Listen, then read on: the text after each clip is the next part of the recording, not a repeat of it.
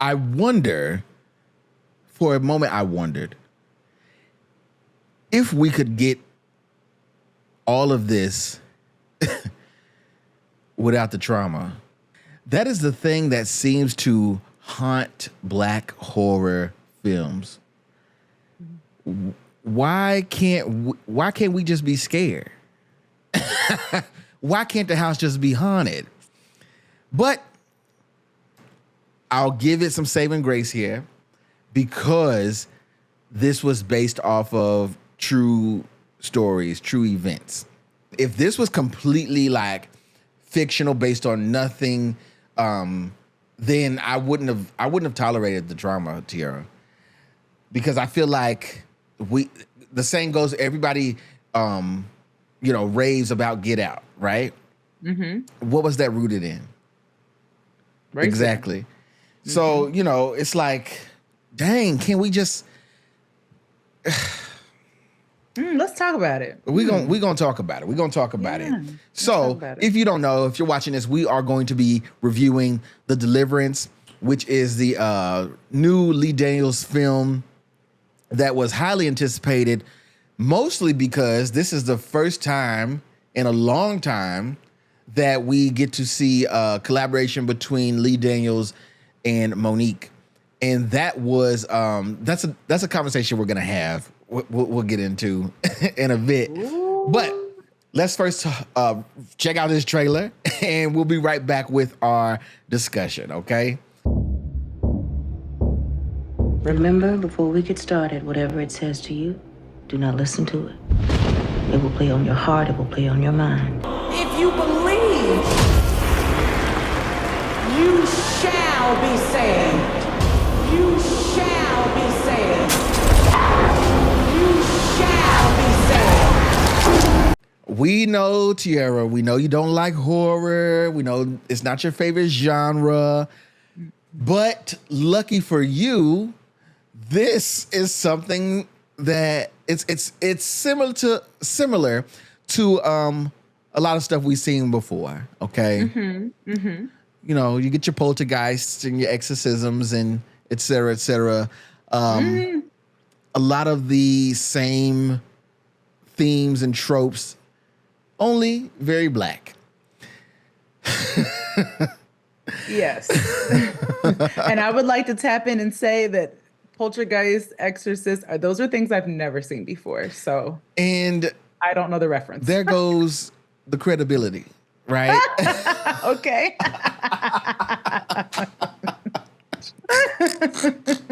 Just being honest. Oh my gosh. Halloween is coming up soon. Mm-hmm. Okay. Mm-hmm. You have a chance to go down that path. And honestly, it's so dated now. It's so old. It won't even be scary anymore. It's just okay. Not. You also said that this wasn't horror, and this was horror.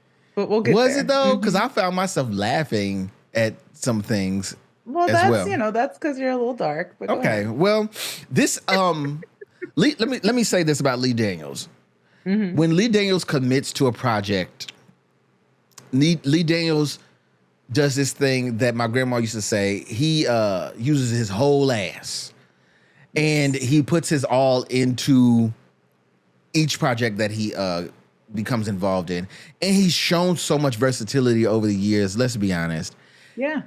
But we need to acknowledge the fact that a part of his secret sauce when he was starting out was his connection to Monique. He called on Monique a lot of the times to bring some star power, to bring an incredible performance. We see this in things like Shadow Boxer and, of course, Precious, right? And they work as a unit. They work as a team in tandem, and they do really, really good stuff when they're getting together and they're making magic happen. Mm-hmm. And to know that this was them getting back to that point was that was enough for me to be hooked in, because I just wanted to see what would happen all these years later now that they reconciled and are doing work together again. Yeah. So straight out the gate, we'll talk about just Monique's performance in this film. and what I think it means to the Lee Daniels catalog. Mm-hmm. They waited a bit in the movie to bring Monique onto screen. I think that was deliberate and it was smart. And then Monique's role is not the lead, which I also think is smart when it comes to her just reconnecting with Lee Daniels. If she had been like a lead in this film, it would have almost been like a expectation or like a thing that would have just like, haunted the film. Right? I see what you did there. Uh-huh. But because they made her a supporting role, I think that was just like a great decision. So she plays a social worker. I knew by the way she knocked on the door that she was playing a social worker. Baby, I knew by the way she was dressed that she was playing the social worker. And what I like about this is that it gives us doses of Monique throughout the film without us having to either expect a long, like dramatic performance, which we know she can do, and also B, expecting like comedic interruptions, here throughout. This was none of that. Monique gave us. And also, I want to add to that. As she was playing the social worker, I couldn't help but my mind go back to Precious. Yeah. Where she was on the other side of that. So we know, this is true. We know that the greatest artist of all time, Mariah Carey, played the social worker in This is true. I said it. Played the social worker in Precious, but we know that Monique's character was on the other side. She was the mother who was, horrible. She was a horrific mother. So I couldn't help but like keep thinking of that and then like, just calling back to that. So I thought that was brilliant. A lot of people were like, talking about how this is Lee's like, first real foray into horror films, but that's not the case because you just mentioned, Precious, and that was a horror film in a lot of ways. Listen, it was not categorized as such, but in a lot of ways, that's horror. And then we also know that Lee Daniels can do trauma really well. Him he was probably going to make this movie regardless. But him being able to reconcile with Monique and get her into this role was perfect. There was nothing about any of the Monique scenes that I felt like was too much, too little, too anything. They just flow. She was a very unconventional social worker because she had obviously been working with this family for so long, and she just set aside the professionalism just enough for us to get like something fresh. You better stop playing with me.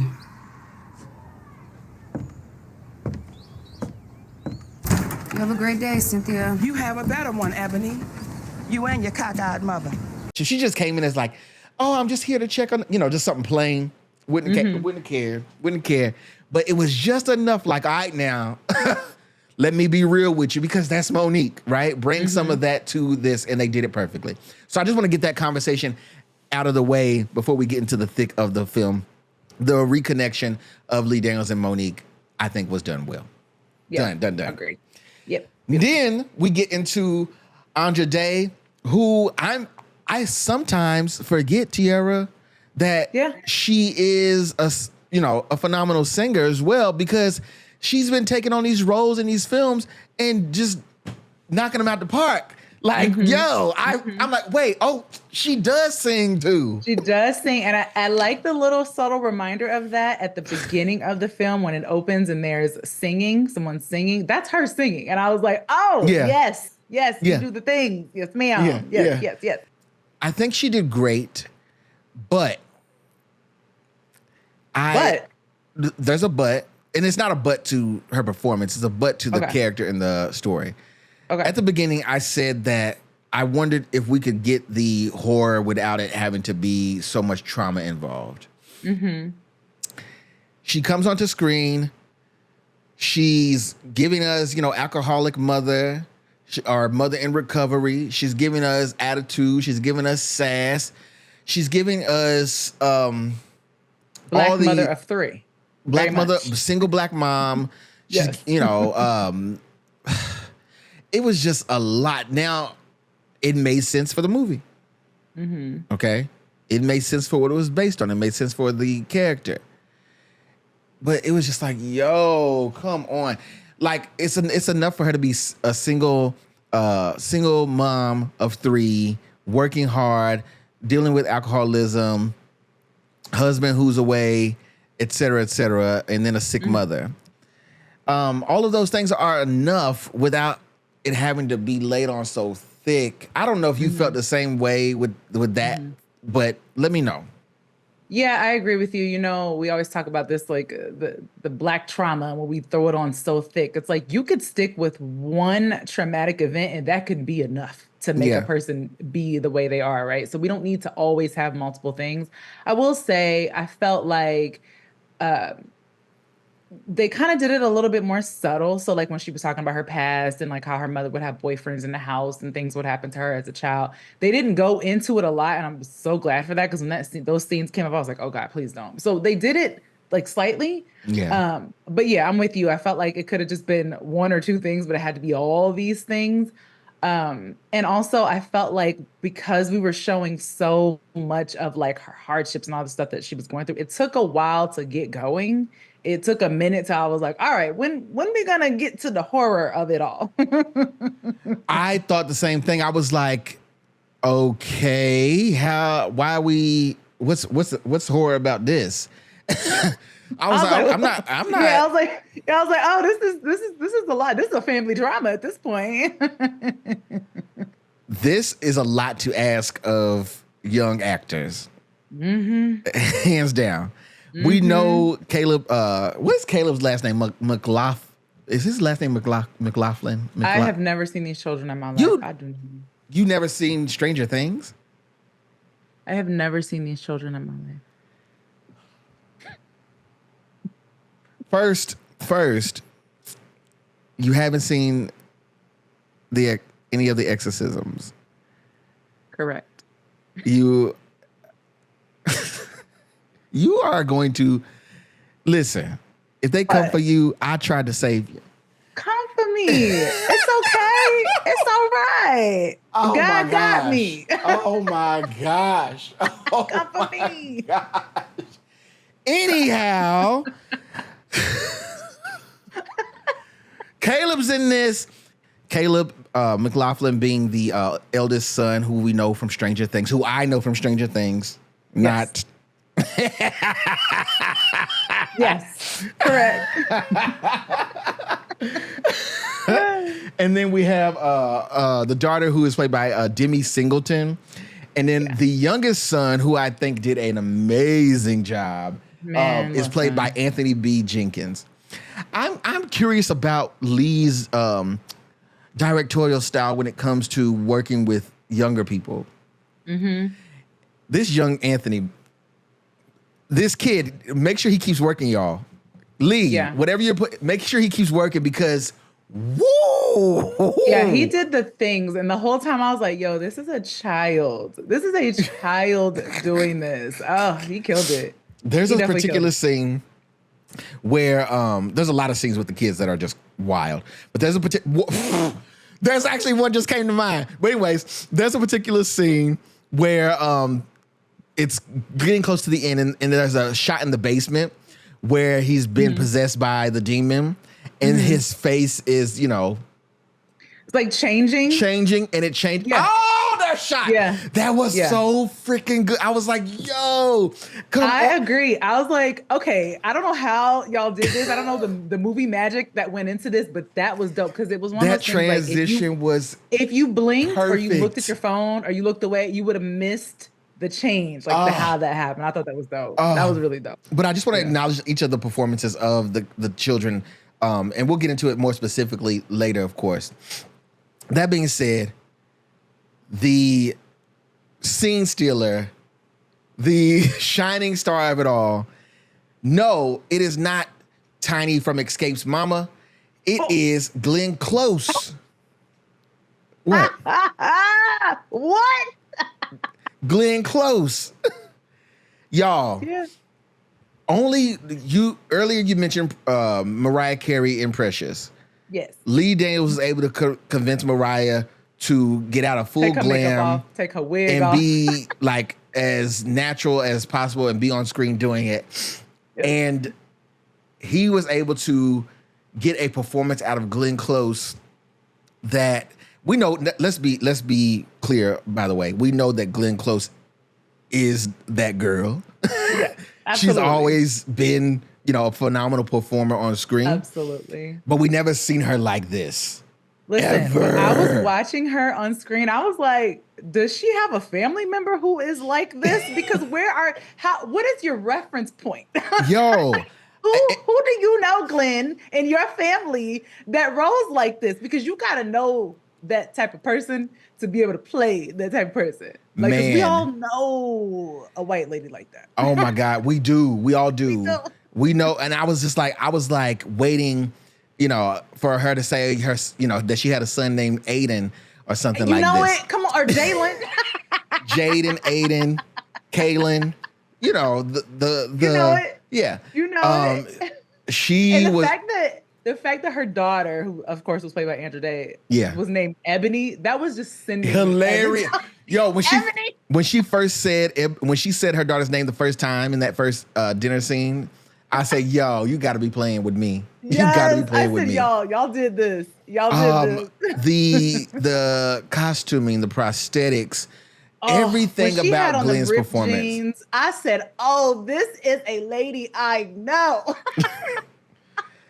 And then she had on one of the tops with the shoulders out. I said, "Ma'am, yeah, it was real. It was very real. It was very real." I can't say enough about this. Glenn's performance is worth the price of admission. Okay, because not only does she give us white mama who only dates black men, and that kind of flavor. She also gives us like so many layers. She's doing chemo, right? So she's giving us that. And then she's flirtatious. She's obviously, they mentioned, her having multiple boyfriends growing up, blah, blah, blah, blah. So she's still that person. She gives us that part. She gives us like full on like spine, sass, one-liners. And then we transition later into the movie because we're reminded, this is a horror genre film. Mm-hmm. She gives us possessed by a demon like no other. To see her writhing, is it writhing or writhing? I don't know how you, what's that word? I think it's right. That's the word I want to use. To see her on the floor. The floor. She was squirming about like the old girl from the Olympics. Oh my God. Like Glenn Close. And there's a line, I won't repeat it because, YouTube. But there's a line that she says when she's possessed. And I was like, now how Lee Daniels get her to say that line? What your nappy, you talking about the nappy line? Is that what you're talking about? Is that what you're talking about? Yes. I can smell your nappy. Yeah, that sent me. But I can't say enough about that. Not to mention, we haven't even touched everything because we will here in a minute later for some of y'all. But we have other like heavy hitters. We have Omar Epps in there doing his thing.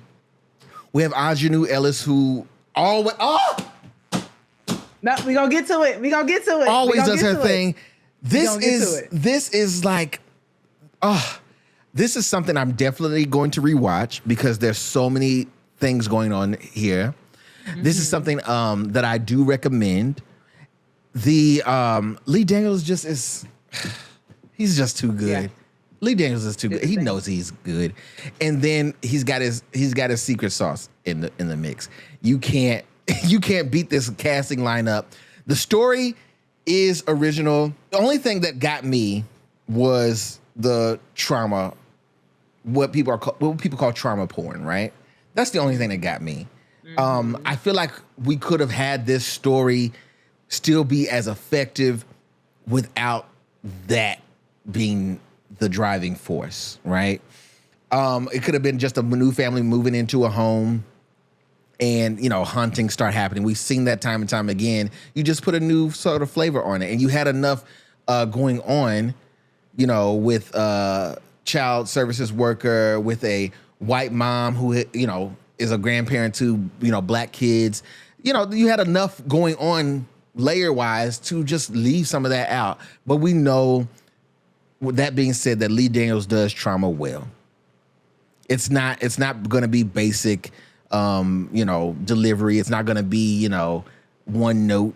He does it well. So that was my only issue, but it's a very minor thing because the overall movie itself was enjoyable. The horror did come in a little late. The actual horror came in a little late. It's one thing to have flies buzzing and footsteps and, you know, dark corners in the house. But, you know, the movie wasn't even long, so I was surprised that it waited a while for us to even get to the horror. For my rating, this is a great film, but it misses on a few things, and I mentioned some of those. I am going to give this movie a Queen Latifah. Very enjoyable, very watchable, great performances. Just, I'm tired of trauma. That's me. Tiera? Fair enough. Well, for me, who, you know, as we've said here numerous times, am not a huge horror fan. I think I had looked at this a little bit differently. I was looking at performances. I was looking at like the different effects. I was very much paying close attention to the story and how we were going to get there because, as you mentioned, it did take a while to get to the horror. And I think because I'm not a horror fan, I'm always like anticipating that jump scare in that moment because I want to be ready. And it took a while for us to get there. There was a lot of trauma and a lot of layers. But I do appreciate all the performances. The children knocked it out of the park. Monique did Monique, and we know how she do, so nothing to be said there. Aunjanue, loved seeing her in this. I think the role that she played was hold on, my perfect for bad. her. Mm-hmm. I do this all the time too. Aunjanue. Okay. My bad. No, thank you. All right. Aunjanue. I really appreciated seeing her. I felt like she was in the right role, and it was nice to see her in this. I think she did the thing. Tasha Smith, when I saw her name come up in the credits early on, I was like, now what Tasha gonna do? Because, you know, Tasha's versatile. Tasha can do a lot of things. So I liked seeing her play the lady preacher. I thought that was perfect. So yeah, casting was A1. I mean, Glenn Close playing this white mama with a biracial child. I mean, top tier. Literally top tier. Again, the effects I thought were dope. I thought they were very modern and very cool in how they were done. So I appreciated that. Even like the scene where the little boy's climbing on the ceiling. I was like thinking to myself, I was like, if this were like 10 years ago, this scene would look different. But because it's modernized, I feel like they did a really good job. So overall, I enjoyed it. I actually would watch this again. I had a good time. Andra Day, I can't remember if I mentioned her, but killed it. Knocked it out the park. Not only was she singing in the opening credits and in the ending credits, but like she was giving a performance. Yeah. So for me, I actually am going to give this one an Angela Bassett. Wow. Okay. That is surprising from you for the horror genre. Wow. Lee Daniels did the things. He absolutely did. So we are going to continue this conversation. We're going to dig a little bit deeper. I want to touch on a bit more specific scenes. And then I also want to discuss what this is based on. Okay. Yeah, let's do that. Because I didn't know that this is based on like true events. So let's do that. Yes, please. So we will get into the real story behind the Deliverance as well. And that's going to be for a longer form video that we're doing. But if you're watching this and you enjoyed this conversation, go ahead and hit that like button, subscribe, and also hit the notification bell to be reminded of all the things we are doing here on this platform.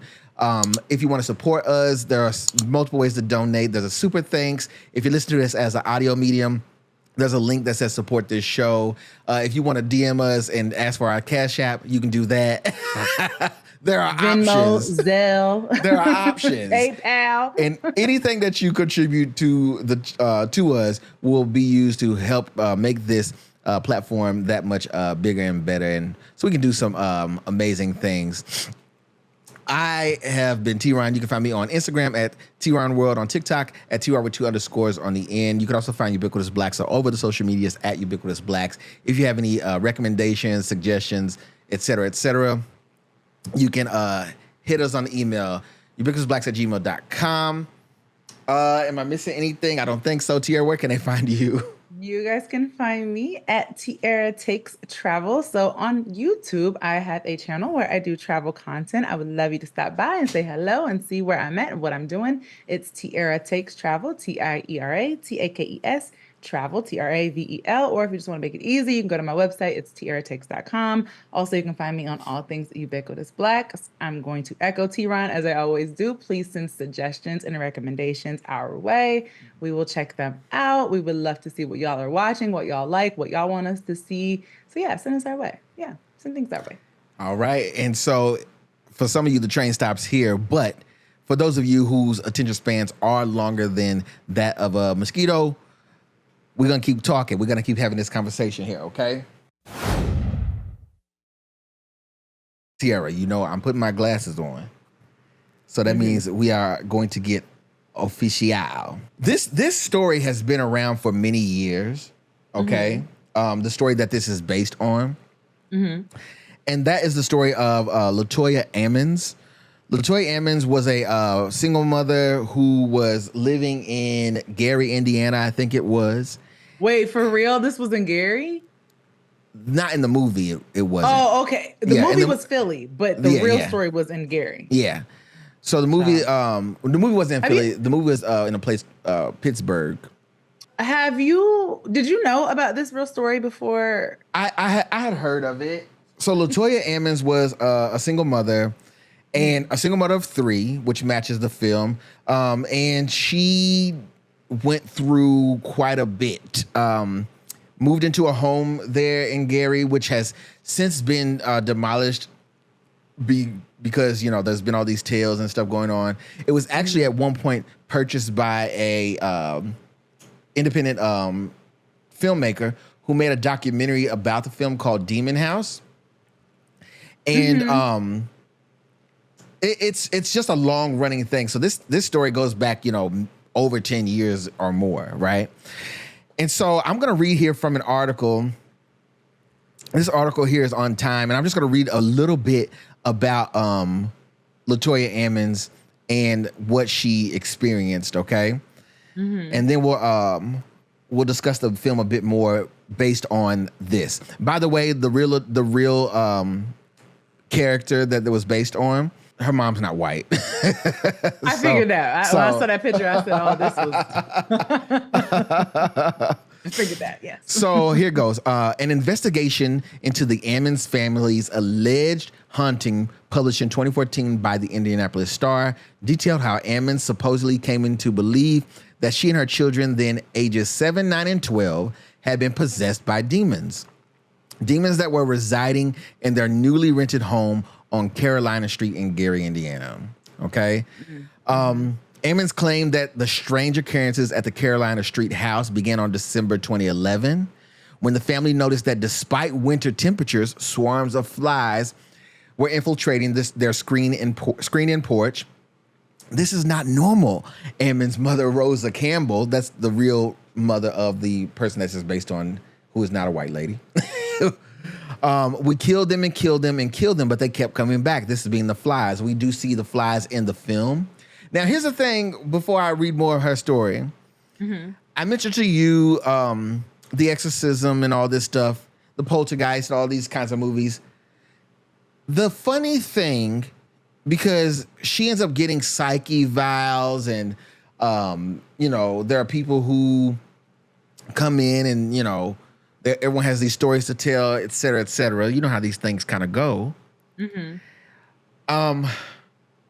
The flies is not a new trope in this genre, this specific genre of a hunting like kind of film. It's from an iconic thing that would have existed prior to her experiencing this in this house.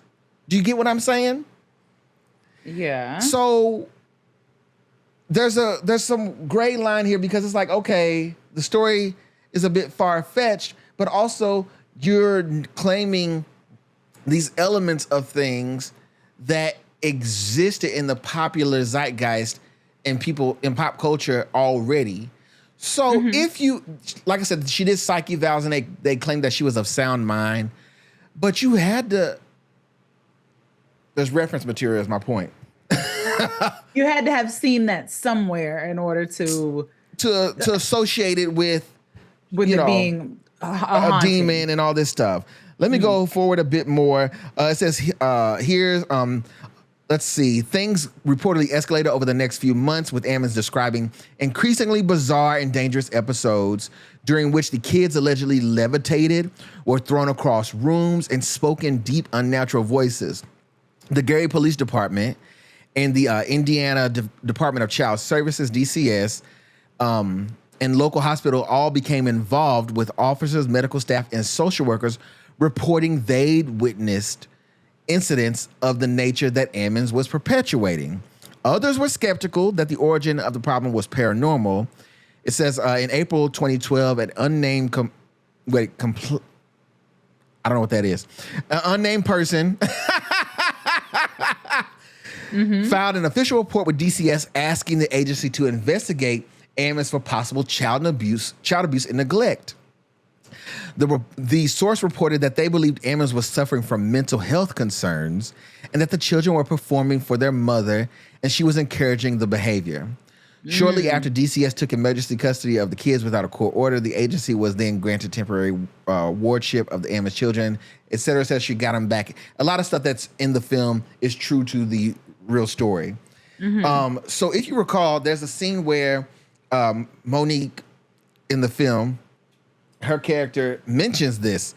These kids are responding to your behavior. She said your kids are behaving this way because they think that's what you want. They playing up into this, Ebony, because they believe that's what you want them to do.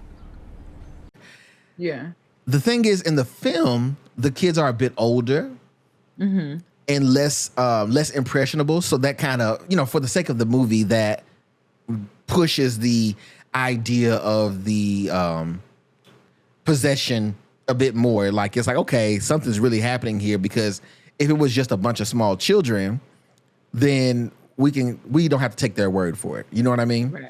Right. Here's what I want to ask you before we go further. Do you, as an individual, do you believe in these things? Do you believe in hauntings, ghosts, and possessions, things like this? Yes and no. I go back and forth. Okay. Go back and forth. Based on this, because again, the reason I let this movie get away with the trauma part was because it was based off of something that they were building on, right? And so I was like, okay, so you have to kind of work within some confinements. But then there are the elements of like strong religious beliefs. There's actually a process that happens when you go and get like a priest to come and perform an exorcism in real life, right? Right. There's a hierarchy of approvals, and it's rare to even do. This woman had like 3 of them performed. They said they did 2 of them in English. They did 1 of them in Latin. And when they did the first 2, it didn't take. Stuff was still going on. Stuff was still happening, quote unquote. They did the last one, and it kind of took. Eventually, she and her family moved out of that home, and they moved to like Indianapolis, not far away, but some miles away. And the home, like I said before, was purchased for cheap too, by the way, because it's Gary, number 1. But also, nobody wanted to be bothered with the home. This filmmaker, he comes in. He wants to make a documentary about it because he's heard the stories and all this stuff. And bought it for like not even $40,000, I think. And they filmed everything, Tiera. And yeah, they eventually he bought the property and they eventually had it bulldozed in 2016. So now the property, there's just a lot there present day. And, nobody lives there. And then you had reports from like officers saying they would go to the house and there would be disturbances. One officer is on record saying in an interview that when he went in the house, there was interference on the radio that was playing. Happened. All of a sudden, while I'm involved in this conversation, the AM/FM radio went to static and turned up very loud, and it said, "You in there?" And the person on the phone say, "What the hell was that?" And I say, "I don't know." What was your reaction? I was in shock. They asked the actual lady who this story is based around. They asked her what happened when these nurses or these doctors and medical staff said that someone was climbing a wall and all this stuff, right? And she was like, "Oh, they ran off. They just ran off." And but there is a fine line here where it's like, what do you consider to be a sound mind with the evaluation, right? Right. Who's to say? Because you, I don't want to say this. It's subjective. It's subjective. I don't want to say this, but I just want to know what you think about the gray area of it all. Mm-hmm. There is some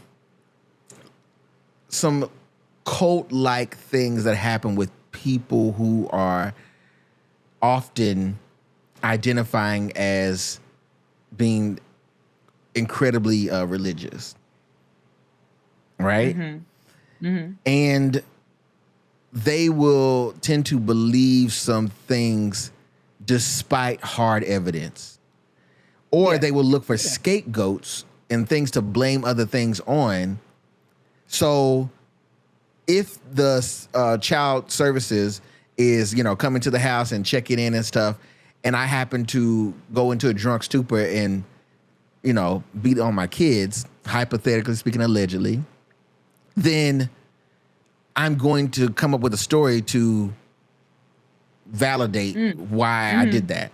Mm-hmm. And I'm also going to have my kids corroborate with that story. You see it all the time where parents will be like, "Yo, if those people come over here, you say this. This is how you behave. This is what you do," right? Yeah, yeah. So and then this story became international news. It was covered in several articles.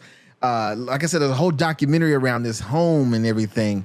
And who's to say that she just didn't hear that this home was haunted and had issues, and she just used that, right? Yeah, yeah. This is the gray area of the thing. The movie itself stays into the supernatural, stays into the religious aspects, and makes it, keeps the notion that all of this is really happening. It's a movie, right. It's entertaining, great. The real story that's based on, it's like, all right, now, what do you think about that now that you know what it's kind of based on? Because that's interesting. I think there is some validity to that, and I think actually they kind of but they show a little bit of that in the movie when Monique's character comes by and she's asking the kids like where them bruises come from, where them scratches come from, like and the kid and nobody the can mom, remember. Andre's character kind of gives the kids the eye, like, don't say nothing. And, and the kids they know not to say nothing, so they don't. They're, I don't remember. Oh, it happened on the playground. Happened while I was asleep. So, yeah, we see that. And we know that happens in real life, too, where a parent who is the authority figure over the child can manipulate a child whose brain is not developed yet, and make them believe things have happened when they probably or may not have happened. So I don't think that that's far-fetched. And then too, when you're talking about the psych eval, it's like, how many doctors evaluated her? What type of evaluation was done? And people are able to manipulate, again, even people who with mental health issues are able to manipulate. So yeah, I think, it does raise some questions. I also think that, two things can be true. Yeah, I do think that maybe, scary stuff was happening in the house, and maybe there were some inexplicable things happening, but maybe also this woman might have been laying it on a little thick. I mean, I don't know. Yeah. I don't know. Because my whole thing was with the flies, okay? Mm-hmm. Like I said, the flies are familiar because they've been in this same horror genre film before, right? Mm-hmm. But in this movie, I was like, okay, so there's flies swarming around this certain part of the home, there's something dead. There's something, you know what I mean? That's my logical mind saying, okay, go down there and clean that up. Yeah, or so go and these see kids what's they done brought in something from outside. anything. It could have been in this case in the movie it was spoiler alert by the way. In the movie it was a dead cat, right? Yeah. So there was something to like explain it off in a way, but then we saw that the flies still were around, right? I want to further speak on the character that Aunjanue Ellis portrayed in this. She was basically she wasn't a priest. She didn't claim that, but she said she didn't exercise. Instead, she wanted to call it, a deliverance, right? But she was of Christian faith and Christian values, and when it got to the point that she came to exercise the young boy. First things first, Tiera, and I didn't want to poke a hole in this particular thing, the plot line, whatever. If the kid is at the hospital, it's a child services situation, so on and so forth, all of these things are happening, and suddenly the child, gets taken from the hospital, aren't the police going to come to the residence at some point? Pause.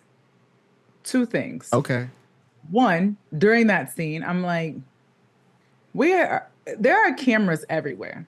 And I said to myself, this was set in 2011. Even in 2011. No. The real story would have been, was this?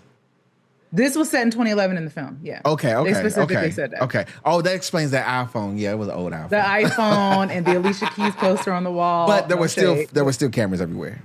Yeah, there's still cameras everywhere in 2011, especially at a hospital. Yeah. So there was that. Also during that scene, I was like, did I miss something? Because how did she get out of wherever she was? Because she was having a psych eval, and the next minute she was gone. I was just like, did I miss? Yeah. Yeah. So sorry. I had to tap in on that because I was like, wait a minute, hold up. So yes, also, and if the child goes missing, the first place they're going to look is the residence. Is at the home. Yeah.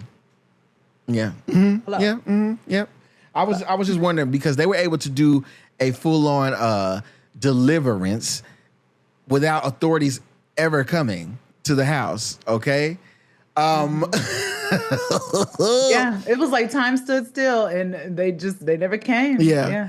And then there seemed to be this air of with Anjanue's character. There seemed to be this air of like her own personal ego in that.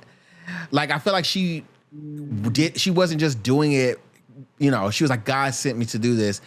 It was almost predatory in a way where it's like, oh, I heard that there's this lady that's having these troubles, and I, am really into what I think I can do and what I know how to control and what I can go.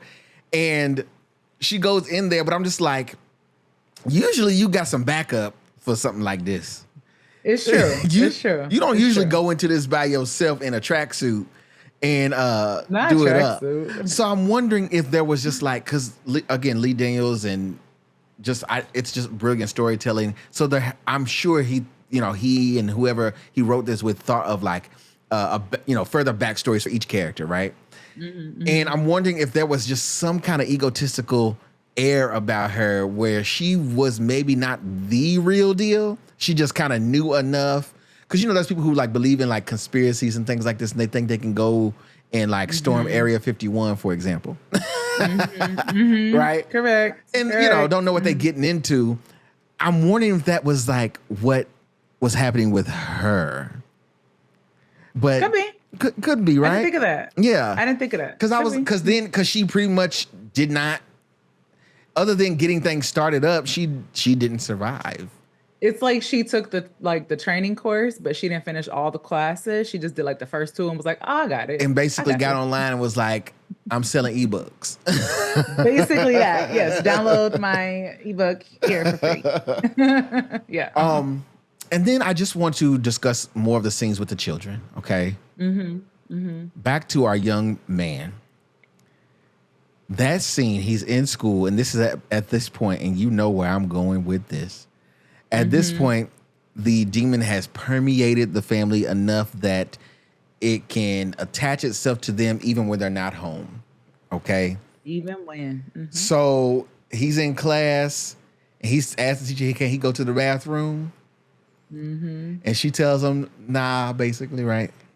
And we see this was in comparison to what the other students were doing at school.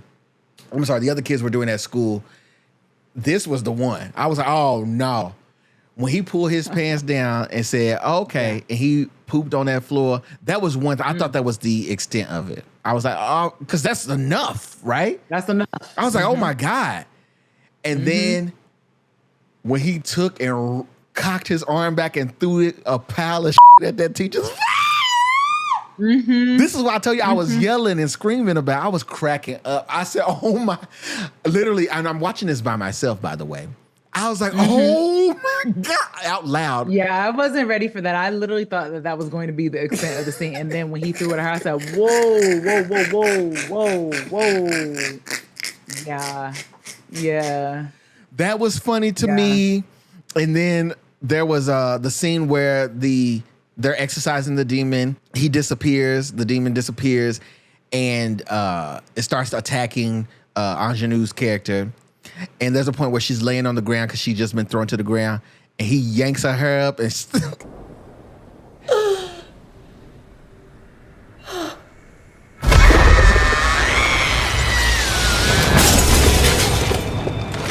Hey! First of all, special effects, amazing, okay? Amazing. But I cannot tell you, I'm not gonna sit here and tell you that I did not scream to the top of my lungs when I saw her hair go squeak. And her be thrown across the room by her edges. Crazy. Literally by her edges.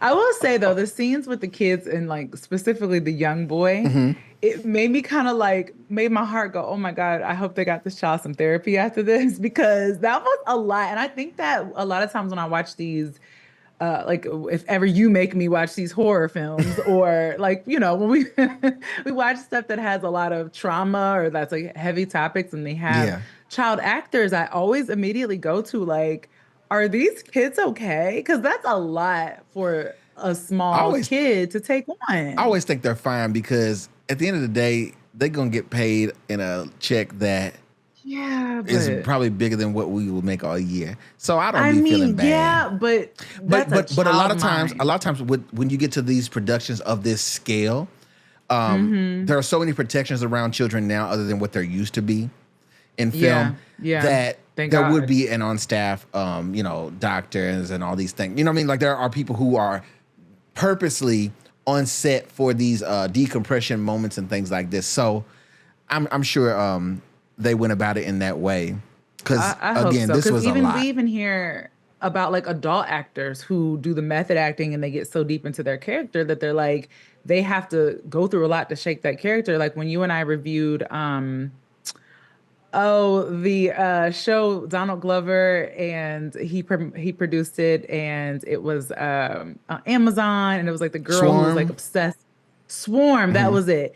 Even like she, the main actor there, she talked about having to like go through therapy and kind of like unravel that character. So I always think about it when it comes to children. Like, I really hope these kids are being protected because while yes, they did a phenomenal job acting and we love to see that, like, I hope these kids are being protected. I always think of that. What did you think about the climax, right? The final scene, the way that they chose to end it, it made sense for the genre, okay? But there's this, me, I can be quite cynical, but there's this, shut up. So they ended the film with it was the power of Christ that drove these demons out, okay? And, there's this thing that happens, and she's praying, she's, you know, screaming out, and she has a near-death experience or something to this effect. It was all, you know, supernatural. And she starts speaking in tongues. Yeah. Mm-hmm. At that point, I would say for me, I was thinking a couple of things. One of my thoughts was, this is how you pull in the Christian community to watch a horror movie, and they be okay at the end. They be like, okay, yeah, right? They don't feel guilty about it. And then and then I was like, oh gosh, this is how we drive this is how it's gonna end. So there was a part of me that was feeling like, okay, this is a little bit corny how we're ending this. And then there was the other part of me that was like a bit befuddled, because Come on. at no point had the mom, and I guess it hits anybody at any time, right? But at no point had the mom, Andra, not Glenn, had acknowledged any closeness to her beliefs or anything. And so for her to have that much power to drive those demons out, it just threw me a little bit. But what did you think about the end in that regard? I was just like, ain't no way you got enough power by yourself, baby. You would have been stuck in that basement. What did you think? So yeah, that part did make me raise an eyebrow. Made me raise both of them, actually. It's funny because I've been watching, as I'm going off topic, but I'm coming back. I've been watching this show called Forbidden Love on HBO Max. And it's about like these people who like are super, super religious, but then they are dating or married to someone who is either of a different faith or of no faith. Yeah. And one of the couples on there, one of the Black couples is, the woman is of Islamic faith, and the man is Protestant. And so there's a scene where they go to church and like his father is speaking in tongues, and it's very like startling to the woman because, you know, she's from Islamic faith. And of course, because it's reality TV, they play this up. So they keep showing this scene of him like speaking in tongues. And it's almost theatrical because, let's be honest, and I grew up in a Christian household, speaking in tongues is theatrical. It is. And it can be funny. Yeah. It's not supposed to be, but when you're sometimes young, it's just funny. that's hilarious. What do you mean? It's hilarious, right? Especially if you don't come from a faith where you grow up in that and you hear that. So when you hear it, it's comical. So when she started doing that in this movie, I was like instantly started thinking about that show. And I was like, yo, people who aren't used to the speaking of the tongues are going to see this part as comedic. Like that part might take them out of like being drawn into the movie and being like really into it. And then when they go into that, they might start laughing. Yeah. That was what I was thinking of during that. And then I was like, secondly, if you speak in tongues, it's like a thing that like, they will tell you like, oh, you have to learn how to speak in tongues. You have to know, like not just everyone knows. So I'm with you. I was like, so when did she learn to speak in tongues? Like, did her mama teach her that? Did she know that there's no way. Like, so I was just like, there was two things happening in my head. I was like, one, people are gonna laugh. Two, when did this become a thing? So I'm with you on that. That part threw me a little bit. Yeah, it did. Yeah. There are also some honorable mentions here. So Lee Daniels with the casting is always on point. Okay. Yeah. But then there was some like, you know, minor supporting roles that were casted that I thought were on point. So we see like Miss Lawrence, who comes in. I was so happy to see Miss Lawrence. I knew that would be your thing. And then we also see people like the viral star Tim Bay, who's always doing like skits and stuff. He was working in the salon or whatever. There's just like little gems throughout the entirety of the film, and it's interesting because it lets you know that Lee Daniels kind of is aware. You know what I mean? He's always kind of like making sure that he appeals to multiple generations with his projects, and this is no exception at all. And I'm curious about what will come next because we know that Lee's got several things lined up already. But more importantly, I am interested to see if he retains working with the young man, what was his name, Anthony B. Jenkins, because that kid is going places. And I just want to put emphasis on that. And when it starts to happen, you heard it here first. That's all I'm saying, okay? That's all I'm saying. Any final thoughts for just the film itself or the story that the film was based on? Lee Daniels, his catalog. Any final thoughts from your side? Yeah, like I said, I had a good time with this one. It was horror, but it didn't scare me. No jump scares, nothing crazy. I appreciate the actors. I appreciate the work that's done. I'm excited to see what else Lee Daniels has coming. Lee, where's Mariah? We want to see more of her. So, yeah. Yeah. Like, seriously. Mm-hmm. No, seriously. Mm-hmm. Let's admit here, as we close out, that you are not that scary. You have actually watched several horror films since we've been doing this, and you come out unscathed every time. Okay, So, you know what? Is that a compliment? Yeah. Are you giving me a compliment? Are you saying something nice to me? Shut up. Complimentary? I'm just saying. Well, I'm just saying. that. I received that. And I say that to say this. Oh Lord! It's time to. Here it goes. It's time to just raise the volume up a little bit. What that mean? Like really, really watch something that is. I'm not watching Poltergeist or whatever. Jason. I'm not watching that. Jason isn't even scary. Okay, well, I'm not. You have to watch like. We'll figure it out. If it fits our criteria, just turn up the volume a little bit. All right, here's where I fine. can agree. If it fits our criteria for said show, then I'm down. If it's black, I'll watch it. How about that? Well, what? If it's black, I'll watch it. What if it's just a horror movie where a black person survives? Does it fit the criteria for this show? We can make it fit. Yeah, all right. Anyway, what are your last thoughts so we can get out of here? That's it. That is my last thought. I'm just saying. Listen, I think it's time. I think you're ready. I think you've graduated. We'll see. Halloween's coming. We'll see. We shall see. Oh, gosh. Overall, this was a fun one. If you've been watching this, please interact. Let us know what you think. If you've been listening to this, definitely leave a comment and let us know what you think of the film, what the story was based on that we discussed, and some of your favorite moments from the film, et cetera, et cetera. Let us know. Let's converse. We're always in the comments. We're always responding. We're always chatting. Let's make a thing out of this because everybody's going to be talking about it anyway. You might as well talk about it with us.